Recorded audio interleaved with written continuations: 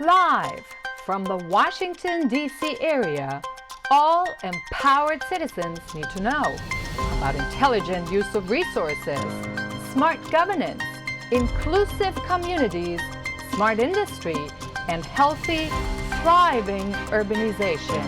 This is Smart Sustainability, the TV talk about shaping a sustainable future in the digital age with Nicolette Devidar. Over 3.2 million owner-occupied homes in metropolitan African-American majority neighborhoods across the United States have been collectively devalued by $156 billion, according to Brookings. Figures and stats that capture underlying systemic issues at the core of the American dream, the housing market. So why do we still have, in 2021, such a discrepancy in home ownership and home value? What's at the basis, in concrete terms, systemically, not in blame terms? How do we approach systemic inequities like the one in housing, stop denying that they exist, and architect a housing market that works for all? Our topic tonight. Good evening, I'm Nicolette Devidar. The numbers actually speak a rather clear language. There is a discrepancy, an inequity in home valuation. The question is why? And though it's difficult to fathom all the complexities of inclusion and coming together as people, we need to work through the fact that the starting point of many of the systems in place was a segregated society. That means usually that systems and structures that have been built then reflect that in a way. Becoming aware of these structural imbalances and looking at them from a holistic point of view let us get much closer to the problem and eventually find solutions. That's what we want to talk about tonight.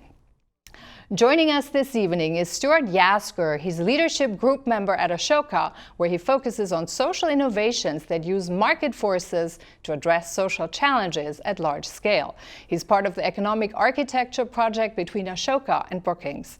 Here with me in the studio is Andre Perry. He's senior fellow with the Brookings Metropolitan Policy Program, author of Know Your Price: Valuing Black Lives and Property in America's Black Cities. He focuses his research efforts on systemic issues in Black communities.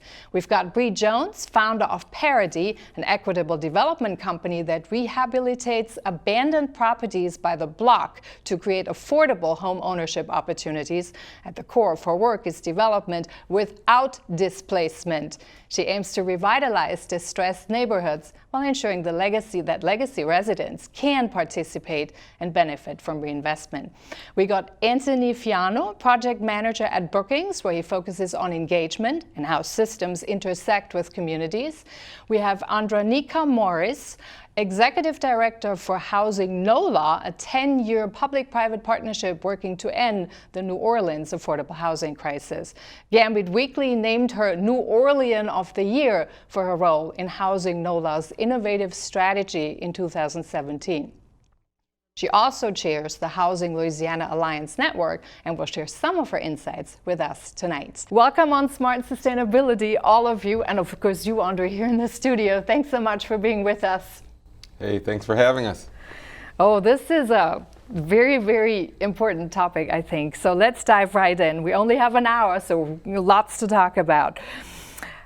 Home ownership is central to the American dream, so to speak, or has been up to this point. I want to start a little bit with what the current landscape is, and I'm going to let Stuart take the lead on this one, please, to give us just an overview of the landscape of the housing market, and then some specifics of where we are with home ownership and the value of home ownership in Black communities. Good evening. Thank you so much, Nicolette. I think I'm going to try to be a good guest, but I actually think the best person to kick that off is probably Andre, sitting right next to you. Andre, you want to give us an overview yeah, and start off? All right, you go ahead. I'll start off, but as you stated, owning a home is probably the most direct way. When we think about the American dream, we think about home ownership. We also think about business ownership, going to college and the like. But home ownership today, there's a 30% gap between Black people who own homes and white folks who own homes. So there's about 44% depending on the month and year in recent time versus 74%.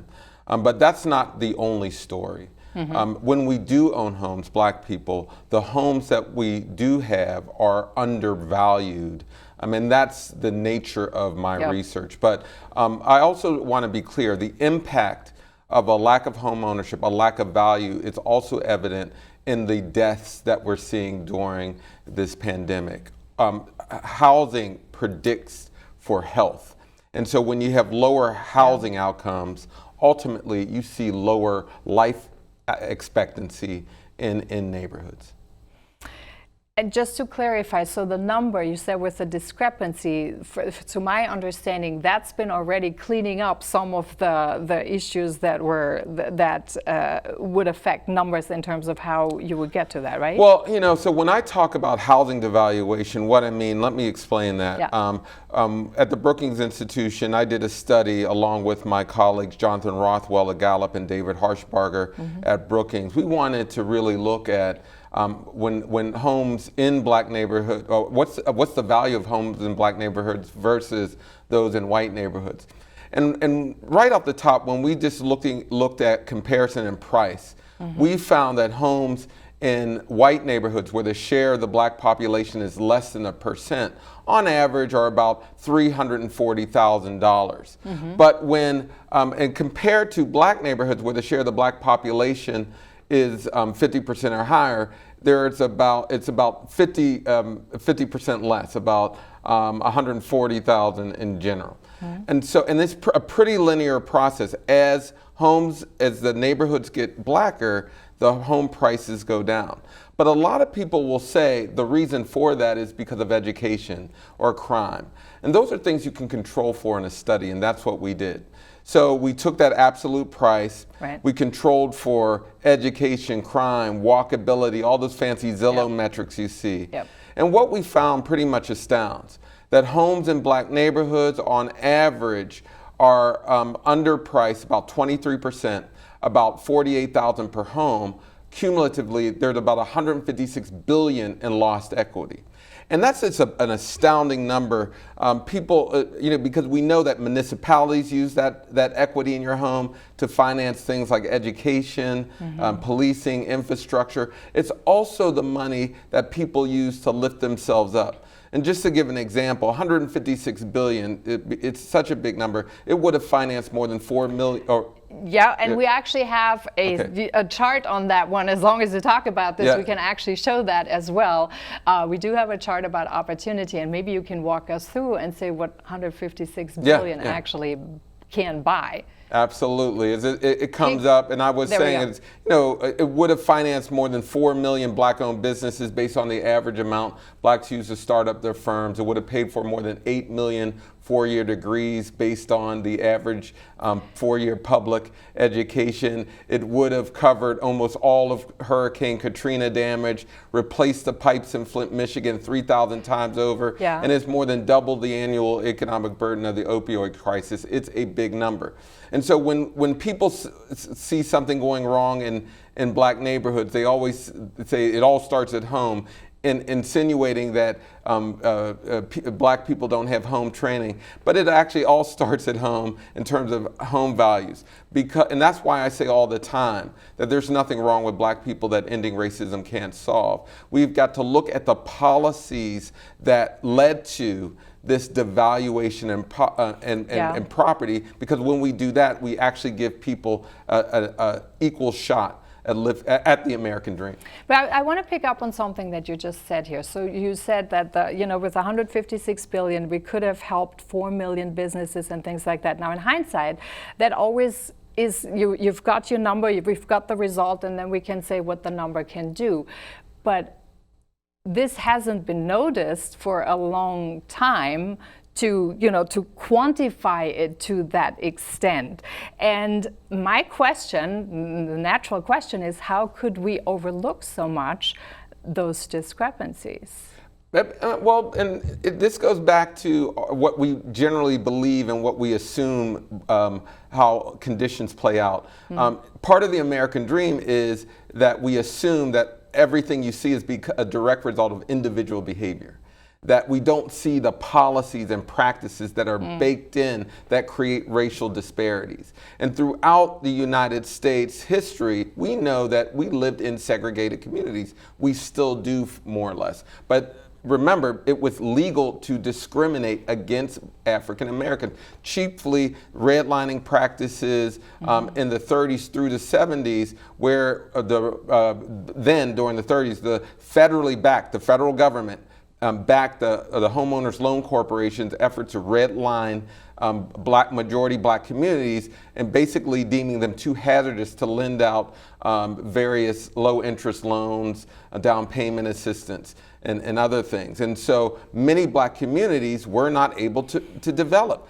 And worse, black families were not able to pass down wealth to their families. And so that equity that accrues in a home is generally passed on to children and their children. So we now see a wealth gap of about 170,000 to 17,000. Oh, it's huge. Yeah, so we saw the numbers, hundreds. And just to clarify, so the wealth gap is between, was that the median wealth for white families was 171,000, and then for black is about 17,500. Yeah, that's right. Huge gap.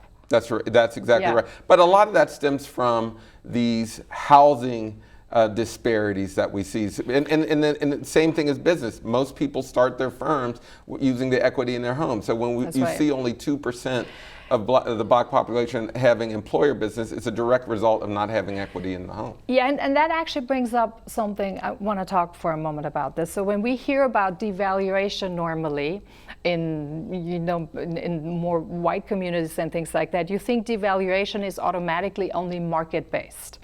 But there are so many other things that you just mentioned, policy that goes in there. So there's like this chain of connections that we need to look at it, which makes this unbelievably complex to understand.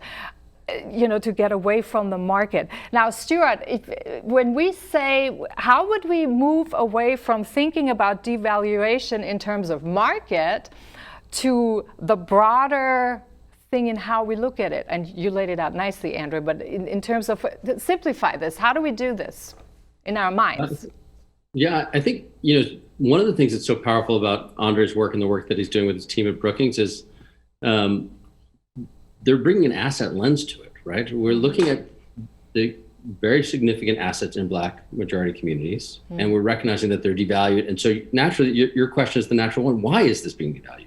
Why is our market so broken here? And as you point out, people tend to think, well, our markets just set prices on their own, but markets are constructed, and the housing market is especially constructed. And so when we're seeing a market that is constructed and creating these kinds of outcomes, we realize, okay, wait a second. We have to now rethink the structure of our market. It's time we talk about, redesigning the structure of our market. These are very predictable kinds of outcomes. As Andre was talking about, the mortgage industry, which is part of what was the driver of so much of this redlining, is a market that's heavily regulated, has very large players, and they're relatively predictable results about changes in those regulations. So one of the things that was a natural follow-on from Andre's work is to say, okay, how do we give ourselves now the space to say, let's surface up innovations that can redesign the structure of our markets? Yep. And, I think Andre and I and others at Brookings and Ashoka share a mind to say that the ideas for doing that need to come in significant part from communities that are proximate to the problem. Because there are innovators in those communities who are already at the leading edge of addressing these problems. And so we need to learn about the nature of the problem and the possibilities for innovations from those communities themselves. And are we actually talking, this is a phenomenon that's all across the United States. Now, are there some areas that are more, should I say, hit or targeted than others? Oh, absolutely. I think, it ranges widely. I think Anthony can pick up on some of that, but you have, in the case of Rochester, New York, a 65% difference in price, but it ranges in size. I mean, some areas you're talking 81%. So if you helicoptered a home from a black neighborhood, and placed it in a neighborhood, a white neighborhood with equivalent social circumstances, it would increase by 81%. And so, clearly that should not happen. And so, but it ranges from community to community. Anthony, you got some more to add on this one? Well, I'll just add that I know that I think Lynchburg, Virginia was the 81% that Andre was referring to. And yeah, I mean, obviously, if you look at a map of Black majority cities on where they lay out across the country and then kind of look at the devaluation numbers, you see some very striking connections there. And I think, there are places where you look at New York City and, even though the median value for a home in a place like Brooklyn or something like that may be $400,000, you're still seeing devaluation between the majority Black neighborhoods and the majority white neighborhoods. And so even in places like New York City, the Bay Area, this is happening. And when it happens at that scale across the country, it's really tough to have consolidated efforts without capacity and resources at the structural level as well. But yeah, it's occurring in places you would think across the country and then places you would not think across the country as well. And here in the Washington, D.C., Maryland, Virginia area, it's about $48,000 per home. So it varies from metro to metro. There are some communities where Black homes neighborhoods in which homes in Black neighborhoods are priced higher. Boston, for instance, plus 23%. But I always remind folks that Boston is no less racist than Lynchburg, but the home prices are higher. Again, most of the country you see devaluation, not appreciation in Black neighborhoods. Okay, now two questions on this one. So we're in 2021. Is it actually, can we still talk about there are Black neighborhoods and there are white neighborhoods and others? Like, how relevant is this still today? And, in terms of can we actually really? Yeah, actually, my colleague Bill Fry just put out a report on this. We are still much a segregated community. Now, we're less so than 40 years ago, 50 years ago, but we're actually concentrating race and poverty a lot more today. There are actually more majority Black cities now than there were 20 years ago, 100 Why? more. One, migration patterns. There's white flight. There's actually Black people moving in specific areas. There's demographic shifts all around, but we're seeing more Black majority cities, and that's not necessarily a bad thing, but we're also just seeing movement in that way. We're not seeing this mass integration effort, but that makes sense because our schools are not integrated. Our workplaces are not fully integrated. We live segregated lifestyles. So it still starts at the residential level. That's where it's just harder to integrate neighborhoods over time. It just takes a much longer period of time. Okay, on this one, I would like to call Adreanecia on this one because you work in New Orleans. You've developed housing there. There was kind of a chance, I hope, that we could shake this up a little bit so that there's not these purely, I really don't like to use the term segregated communities, but so we shake things up a little bit. Share with us some of the things you've seen down there when you started to where it is now. So thank you. And one of the challenges we've had in New Orleans is the fact that when Katrina hit, you're seeing exactly the kind of systemic devaluation float into policies.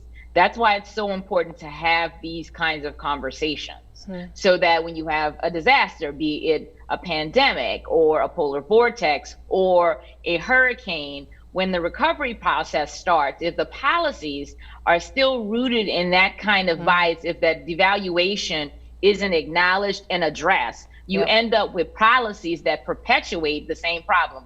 The big one that we talk about here in New Orleans is the infamous Road Home program. It helped hundreds of thousands of people come home, but it did real injury to thousands of African Americans, because one thing that it used, despite the fact that the program in the state was allocated $150,000 to help each and every homeowner who had lost their house due to Katrina, the decision was made, the policy decision was made, was to use pre-storm value to cap the amount of assistance necessary. That's a devastating decision that has meant that thousands of people have not been able to return. If you start with that number that is rooted in the kind of bias that Dr. Perry and the research that he's done with his colleagues over the last few years has illuminated and highlight, you're saying that you're not going to let these people come home.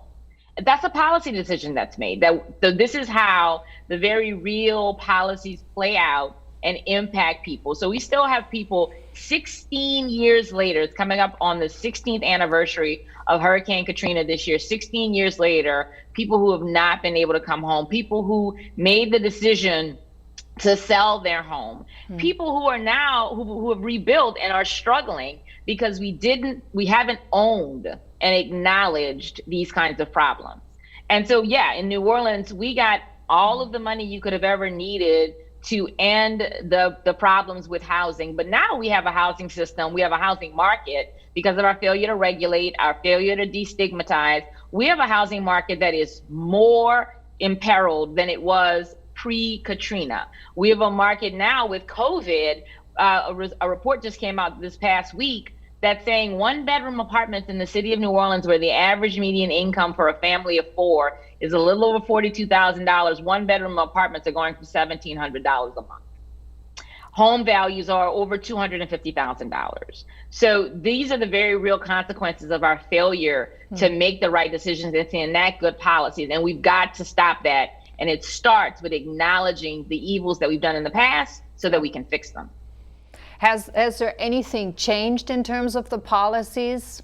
That's, something you can actually talk about that says this is a real progress?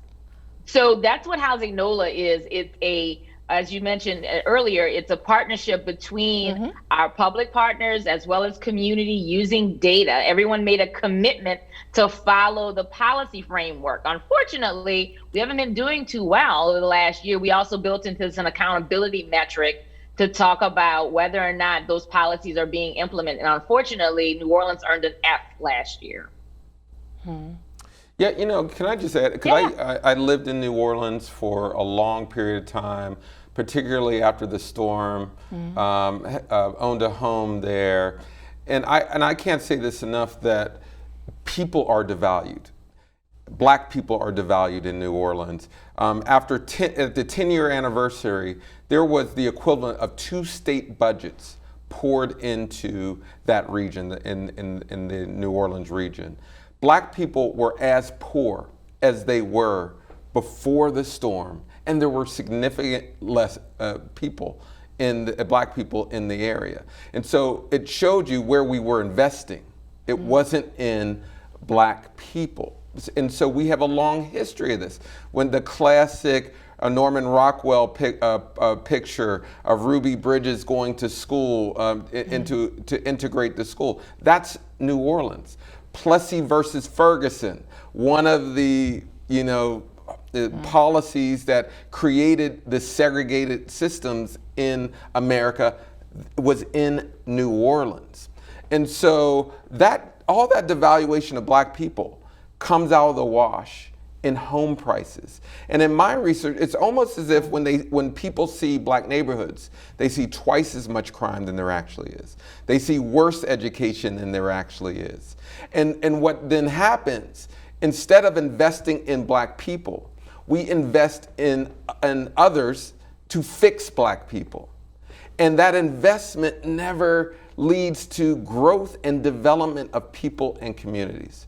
And so it's important when we're talking about places like New Orleans that we keep a square focus on how can we invest in the black people of New Orleans who've been discriminated against generation after generation and generation.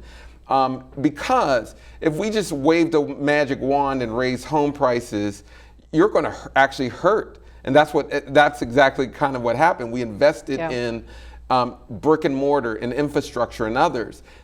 Property values increase, Black people's pay did not. Yeah. And so it's actually worse now than it was before. And so we got to figure out a way to direct investments to the developers, the potential homeowners, and the communities that are majority Black, because the people and those communities have been denied the direct investment that will lead to upliftment.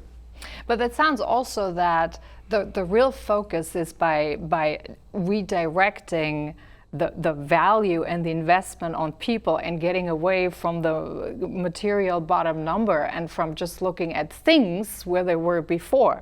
It's actually a little, I do see some similarities, almost like when you look at, when you determine someone's value or someone's salary and you ask for previous questions, that how much were they earning before, and you direct this based on that. It's the same issue. Right, exactly. And it's both nonsense. We know that it's nonsense. That's why I'm looking forward to what Bree has to say here, yep. One of our guests, because we know that there are people in communities doing good work, finding solutions, and this partnership between Ashoka and Brookings, we're looking for these innovators and trying to direct capital their way. Because if we can invest in the people doing the work, yep. and also who have a focus on investing in people yep. on the ground, we can really create more homeowners, increase value naturally without displacement, and have the people in communities benefiting from it. Bree, you're on. Tell us about Parity and how is your approach different? How are you picking up and integrating all those things we just heard and start directing the investment in the people, first of all? Yeah. Well, first, I just want to say thank you, Nicolette, for having me on the show, and thank you, Dr. Perry and Stuart, for the invitation. And so my company's name is Parity, and I named it Parity because I knew explicitly that I wanted to close the racial wealth disparity that Dr. Perry talked about earlier. Mm-hmm. I'm from the Bronx, New York, originally, and grew up in Westchester, which is right next to the Bronx. And my hometown, about 7 years ago, started to be gentrified. It's now thoroughly gentrified. Mm-hmm. And when it was starting to occur, I kind of became a citizen activist, calling for affordable housing and trying to slow down gentrification. And what I realized is that once it starts, it's almost impossible to slow it down, stop it, or reverse it. And I remember thinking to myself, man, if only 5 years ago we had seen the writing on the wall and we had mobilized our own community to lead our own development efforts, things would have been totally different. And, the Boys and Girls Club that they're demolishing, we could have kept, or the 2,000 luxury rental units they're building could have been 2,000 deeply affordable rental units.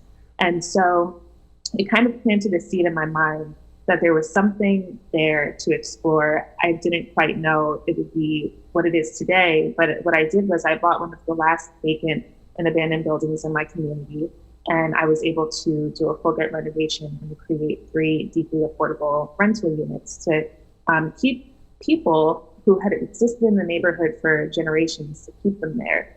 And when I went to go try to do the next house, the values in the neighborhood have quadrupled to the point where I could no longer afford to participate in that housing market. And so I said, okay, well, where else, in the country can I continue to do this kind of affordable housing work? I looked at Detroit. I really love New Orleans, and I'm like, my heart is calling me there. But I wound up in Baltimore because Baltimore was calling my heart as well. It's one of the cities that basically perfected the act of redlining. And when we talk about neighborhoods that are still segregated, sadly in Baltimore, on a literal block by block basis, you can be on one block that's mostly white, beautiful, gorgeous row homes, and then one block over, the same row home, but totally dilapidated. And that's because of historic remnants of racial covenants that restricted white and Black people from living together. And so what's really interesting about market dynamics in Baltimore is that the practice of redlining has so effectively created an economic handicap in Black communities that it takes a significant amount of capital, a gargantuan effort to try to restore these spaces. So if a homeowner in the 30s had a leak in their roof, needed a $1,000 loan to patch it, would be denied by the bank. That $1,000 patch deteriorates into a $15,000 structural issue, which then deteriorates into the whole structure collapsing, which brings down the neighbor's property, forces them to leave. And so redlining and blockbusting, contract lending, urban renewal or Negro removal, eminent domain, the opioid crisis, the drug, crisis, war on drugs, war on poverty, all of these kind of systemic, deeply rooted issues have totally gutted Black neighborhoods. And now where parity comes in is, okay, we're on the other end of it, right? We're in 2021, we're still struggling with it. Mm-hmm. And if you look at the market from a traditional real estate lens, any developer would say, and I've heard people say this, it's a war zone, it's a hellhole, no one would want to live there, it's godforsaken.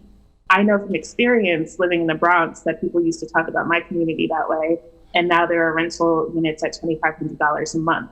So something must not be correct. And I realized that while the dominant power structure was undervaluing Black communities, my people see value in these spaces. We want to live in historically Black communities and neighborhoods.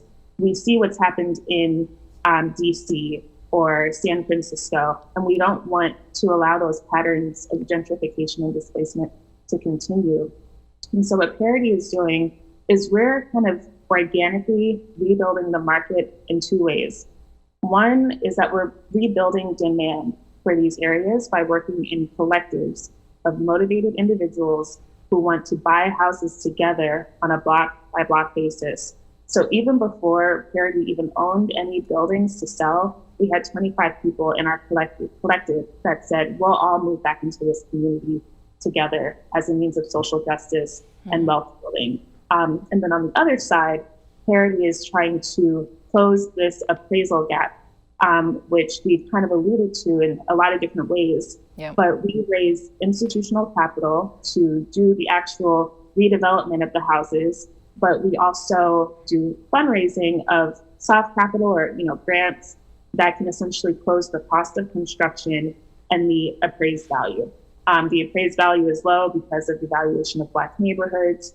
And so this gap is going to be closed through grants, but also just this year, we were able to help legislate what's called the Financial Assistance Fund for the appraisal gap in historically redlined communities, which I drafted the bill kind of serendipitously and proposed to my Senator Hayes of the 40th District, and it was passed unanimously. And what this will do is create a financial tool for developers like myself who are mission aligned to help make affordable homeownership more economically feasible, not only in Baltimore, but across Maryland. And that's for everyone, right? Yeah, it's structured to be in low to moderate income communities that have historically been redlined throughout the state of Baltimore, Maryland. Yeah, I want to clarify for our viewers here something. We talked about the appraisal gap. I'm not sure if this has really become clear yet in how exactly that gap comes to existence. Can you clarify that for us, Andre?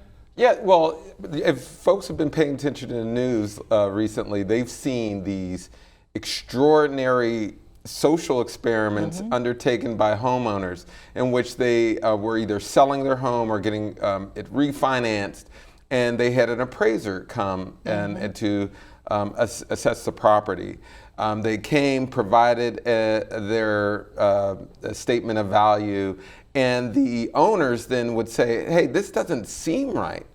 But instead of just having another appraisal done or requesting one, they essentially swapped themselves out with a stand-in white person, and they removed all the Black books, the Black art, any kind of signifier of blackness. Now, most of this is in white neighborhoods, but when the appraiser came back, in many cases, the second appraisal came in hundreds of thousands of dollars higher. In one case in San Francisco, $400,000 higher. Now that's theft.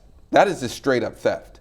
But as wild as that sounds, a bigger problem is the price comparison model that appraisers use when trying to determine value of a home. So they essentially find a comp in the neighborhood of an equivalent home. Now the problem with that whole framework is that if you compare home prices to other homes in neighborhoods that have been discriminated against, you're essentially just recycling that discrimination over and over again. Just as we in our research could find twin homes throughout the metropolitan area, you don't necessarily have to use that neighborhood, because we know, again, that the perception of the neighborhood is reducing the value. So when you step outside and find other comparables, we see how that structure, that rule, is also extracting wealth and value from that community. So there is individual racism that occurs, but even more profound, I should say, is the structural element of appraisal. But again, that's just one element of the housing market. So you have appraisals, lending, real estate agent behavior. Hang on lending, I want to talk a little bit about that, because I know we talked on the pre-Zoom on that one, and I do think we need to actually also make people aware of that, there is an issue with that. So we talked on the pre-Zoom when we spoke about this, so we said that, very often for white people, when you buy a house, you go and get a mortgage. Now tell us the difference. Well, in many black communities, there are homes priced below a point that a bank won't back with a mortgage. And so in those places, you see a lot of contract systems you sign a contract, your home, but many of those contracts are fraught. They're filled with provisions. If you make one mistake, the prior owner can take it back. We've seen this throughout history, but in places like Detroit, there are literally, thousands of properties in that situation. If we had new loan products, mortgage products, that would enable low-income buyers to purchase these homes, we could create a new generation of owners. But we don't have these kind of products, largely because we don't see the value in low-income folks. In fact, we make it very easy for folks with means to scoop up large swaths of property in the neighborhood. And I know, and Adreanecia can speak to that, because what's happening in places like New Orleans, you had a lot of older residents who owned homes, but they could not keep up with taxes, they could with the price increase, and it reduced the home ownership. And that's what happened in a lot of areas here too, didn't it? Where then you had originally African American owned homes. They couldn't keep up with that, so they sold them off, and then the white community took over. Oh yeah, and now I just want to be clear.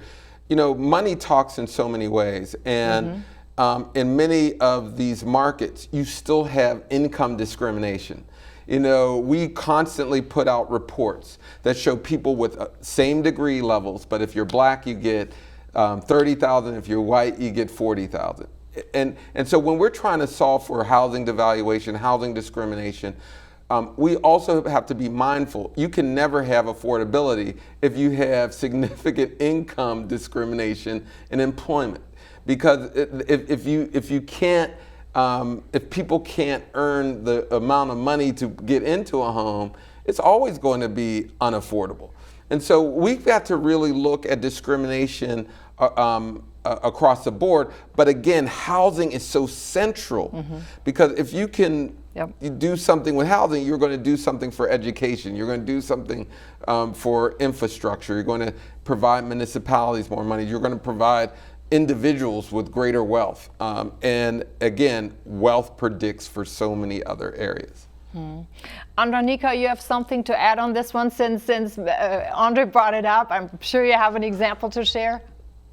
Yeah, what I was going to add is one of the things that's so concerning and right on point with what Andre is talking about is the fact that this is also, when you talk about systemic issues and you talk about the foundational pieces, this sets people up to fail. So many elected officials like to point to first-time home ownership opportunities as they're not necessarily in favor of affordable housing. They want to support people becoming first-time homeowners and, you know, putting their skin in the game and working for themselves, that model minority stereotype, if you will. But what this research has proven is so many people of color, African Americans in particular, and Latinos also, are set up to fail because of this systemic devaluation.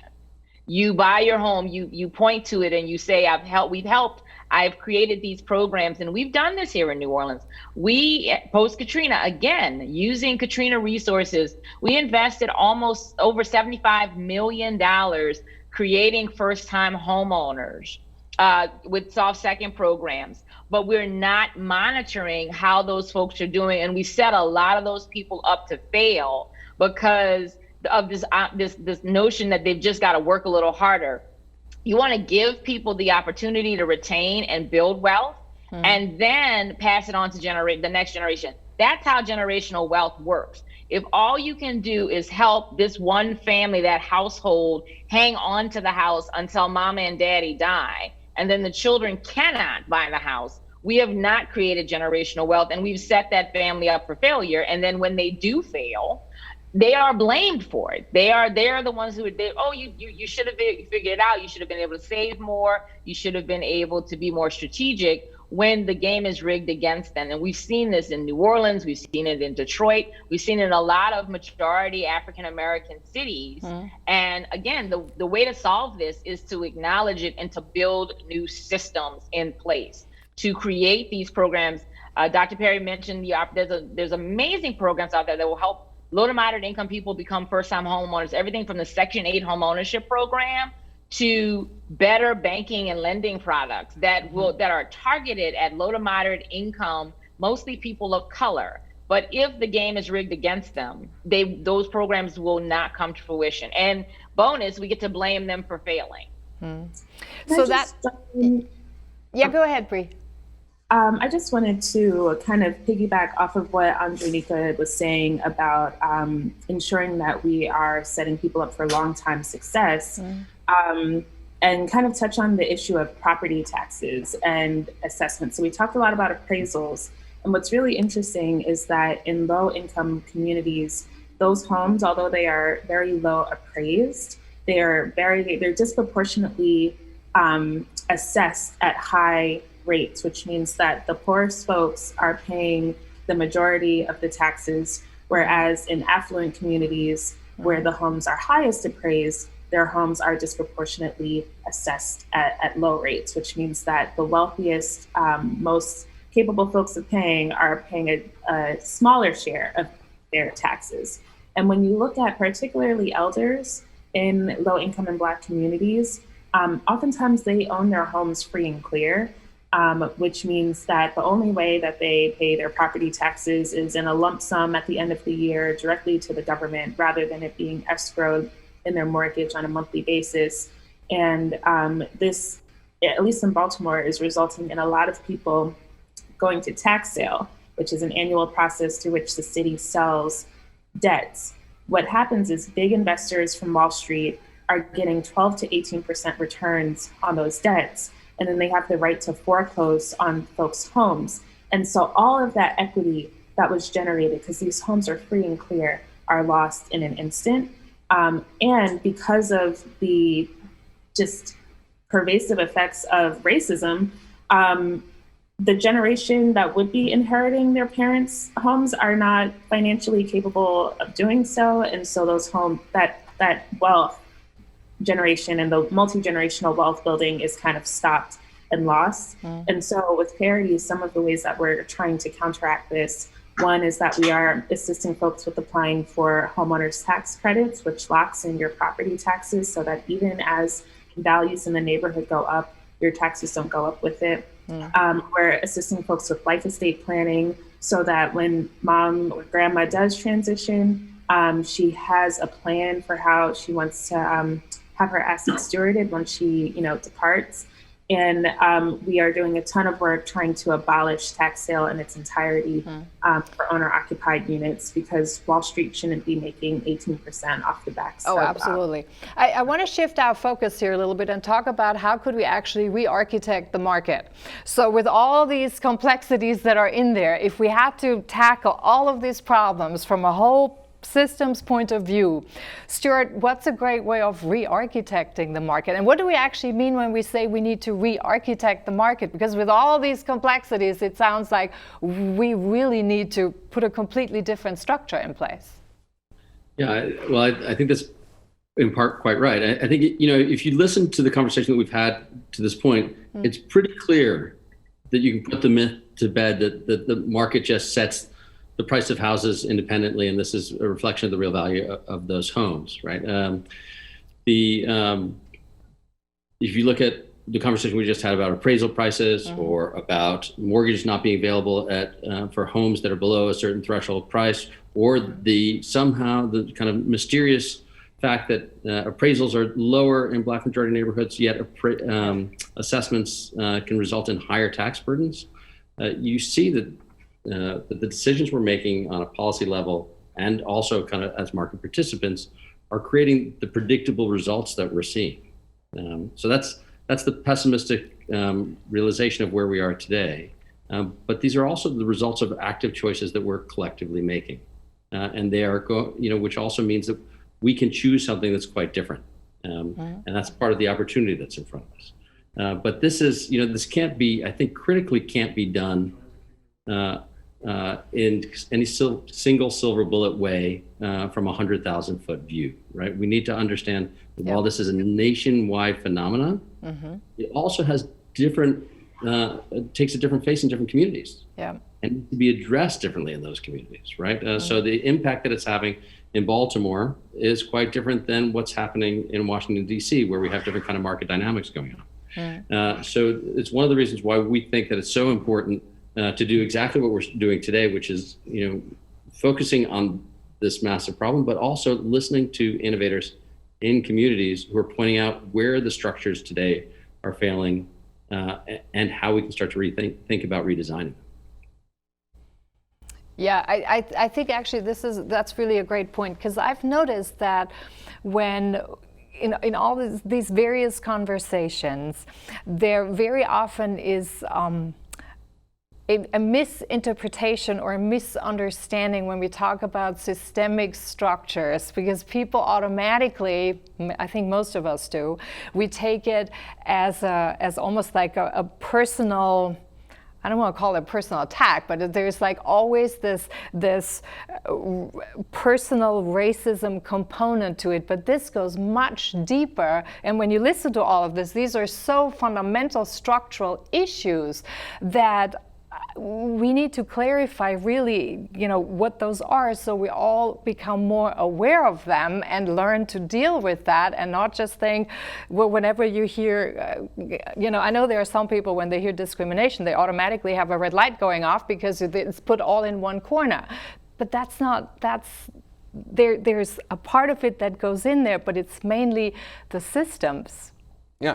Now, and I'm glad you brought that up, because a lot of people say, I didn't discriminate, I didn't do anything. But we live in a school district that gets significant more money than their white counterparts. That's right. When I lived I actually lived in Baltimore and New Orleans. And I remember when I first moved to New Orleans, I remember some of my neighbors saying, hey, you have to meet the assessor. And the assessor will help you get your tax bill down. And I was like, what are you talking about? Develop a relationship. Clearly, the tax assessor had a different relationship with white neighborhoods than it did with black communities. That system in itself was fraught with the same sort of social aspects of our societies that created all these other systems.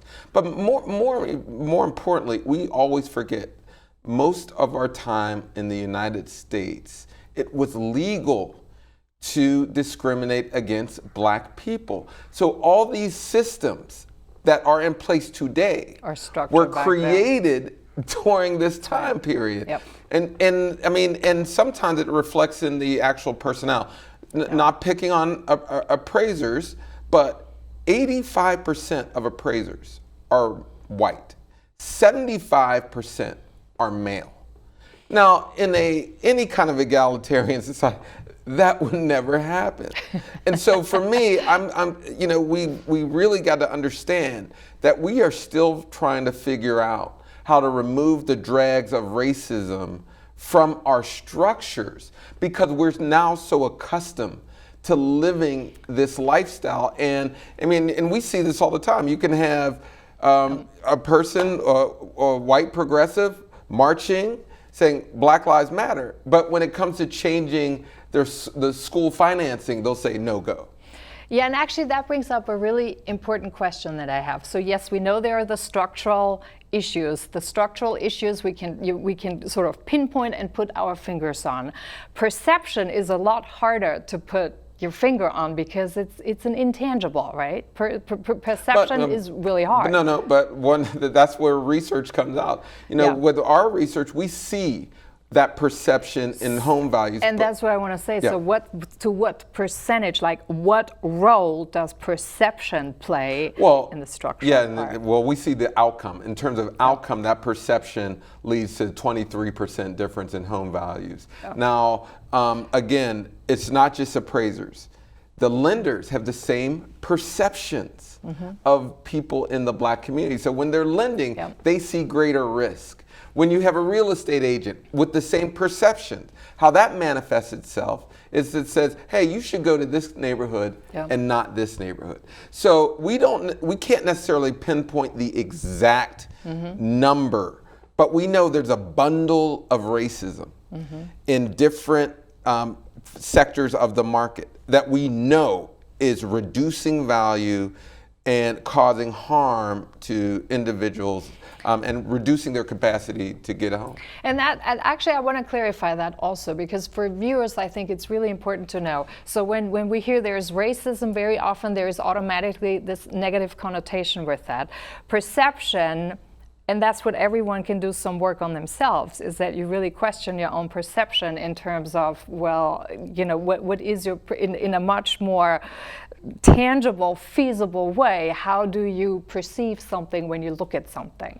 Well, I think perceptions change when power shifts.